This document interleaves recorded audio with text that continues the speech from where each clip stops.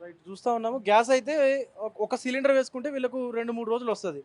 అంటే ఒక రోజులో రూ. 1000 ఖర్చవుతది. కానీ ఈ ఏదైతే ఆయిల్ ఉందో, వేస్ట్ ఆయిల్ ఏదైతే ఉందో, ఆ ఆయిల్ దీంట్లో వేసుకొని ఒక 1 హెచ్‌పీ మోటార్‌ని దీనికి కనెక్ట్ చేశారు. ఆ మోటార్ ద్వారా లోపల బ్లోయర్ ఉంది కదా! ఆ బ్లోయర్ ద్వారా లోపలికి ఎయిర్ అనేది లోపలికెళ్తది.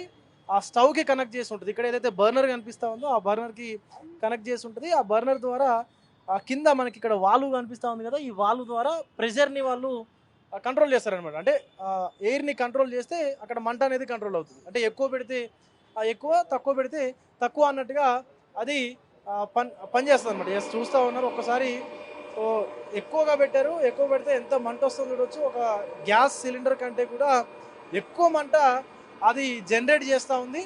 సో, ఇది వాడేసినటువంటి ఆయిల్ ఏదైతే ఉందో, ఆ ఆయిల్ ద్వారా కూడా ఈ స్టవ్‌ని మేము తయారు చేసుకున్నాము. ఇది రూ. 25,000 ఖర్చయింది అంటూ కూడా మనకిక్కడ యజమాని చెప్తున్నటువంటి పరిస్థితే కనిపిస్తా ఉంది. సో